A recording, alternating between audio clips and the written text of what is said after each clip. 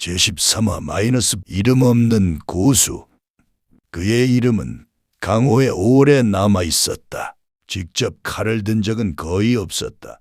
누군가를 죽였다는 소문도 드물었다. 대신 그가 입을 열면 사람이 사라졌고 그가 고개를 끄덕이면 가문 하나가 정리되었다. 책임은 늘 아래로 흘렀고 결과만 위로 쌓였다. 백학문의 장르였다. 사람들은 그를 정의롭다고 불렀다. 온화한 얼굴, 정제된 말투, 약자를 보호한다는 명분, 그 모든 것이 진짜처럼 보였고 그래서 의심받지 않았다. 그는 바로 그 점을 이용해 왔다. 그는 그 장로가 머무는 곳을 오래 지켜보았다. 깊숙한 곳이었다. 경비는 많지 않았지만 모두가 선별된 자들이었다. 눈빛이 날카롭고 움직임에 군더더기가 없었다. 그는 그들 하나하나를 기억했다.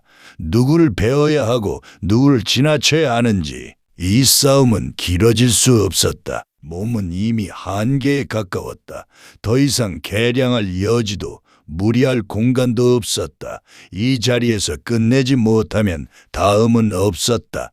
그는 그 사실을 차분히 받아들였다. 밤이 깊었을 때 그는 안으로 들어갔다. 경비 둘은 피를 흘리지도 못했다. 칼이 닿기 전에 숨이 끊어졌다. 그는 속도를 택했다. 정확함보다 간결함을 택했다. 소리를 남기지 않는 것이 무엇보다 중요했다.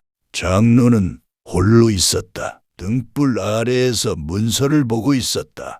인기척에 고개를 들었을 때 놀라움은 잠시였다. 곧 상황을 이해한 눈빛이 되었다. 그 눈에는 공포보다 계산이 먼저 떠올랐다. 네가 그 아이구나. 장로의 목소리는 차분했다. 화도 경계도 없었다. 오래전부터 이런 순간을 상정해온 사람의 태도였다. 이미 끝난 일이다.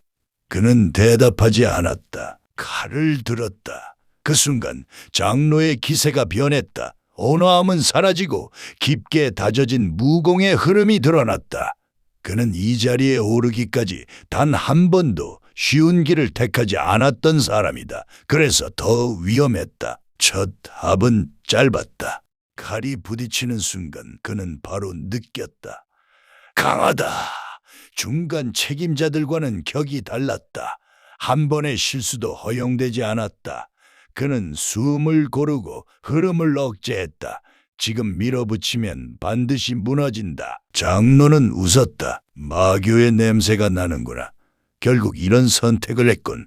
그 말이 칼보다 먼저 날아왔다. 그는 그 말을 흘려보냈다. 이미 답은 정해져 있었다.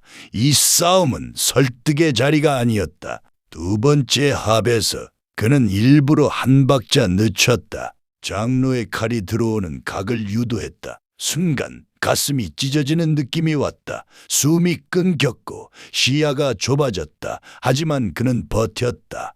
이 순간을 위해 수년을 버텼다. 칼이 비껴갔고 그의 칼이 장로의 옆구리를 스쳤다. 얕았다.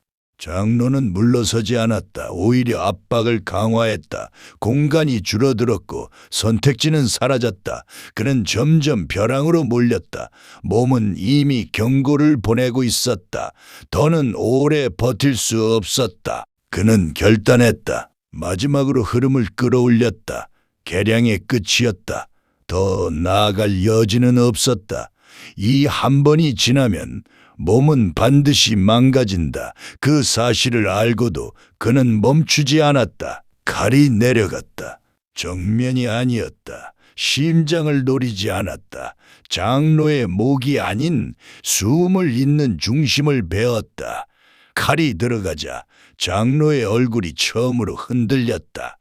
계산이 어긋난 표정이었다. 그는 그 틈을 놓치지 않았다. 두 번째 칼이 이어졌다. 이번에는 깊었다. 피가 쏟아졌고 장로의 몸이 무너졌다. 무릎을 꿇은 채 장로는 마지막으로 입을 열었다. 정의는 필요하다. 그는 대답하지 않았다. 칼이 내려왔다. 끝이었다. 그는 한동안 그 자리에 서 있었다. 숨이 이어지지 않았다. 가슴 안에서 무언가가 완전히 끊어지는 느낌이 들었다. 통증은 늦게 왔다. 그 전에 힘이 빠졌다. 이겼다. 하지만 완성은 아니었다. 몸은 더 이상 이전으로 돌아갈 수 없을 것이라는 확신이 들었다. 성장의 여지는 사라졌고 남은 것은 소모된 육체와 끝난 선택뿐이었다. 그는 자리를 떠났다. 백학문은 무너지지 않을 것이다. 이 장로 하나로 끝나지 않는다. 하지만 상징은 무너졌다. 위선의 심장은 베어졌다. 그것이면 충분했다. 그는 더 이상 칼을 들 이유가 없었다. 복수는 완성된 것이 아니라 소멸에 가까웠다. 그리고 그는 그 소멸 속으로 조용히 사라지고 있었다. 장로의 죽음 이후 강호는 아무 일도 없었던 것처럼 흘러갔다. 백학문은 병사를 발표했고 문파는 그대로 남았다. 다만 결정은 느려졌고 정의라는 말은 예전처럼 쉽게 쓰이지 않았다. 누군가 선을 넘었다는 사실만이 말 없는 경계로 남아 있었다. 그는 이미 그 자리에 없었다. 몸은 회복되지 않았고 더 강해질 여지도 없었다.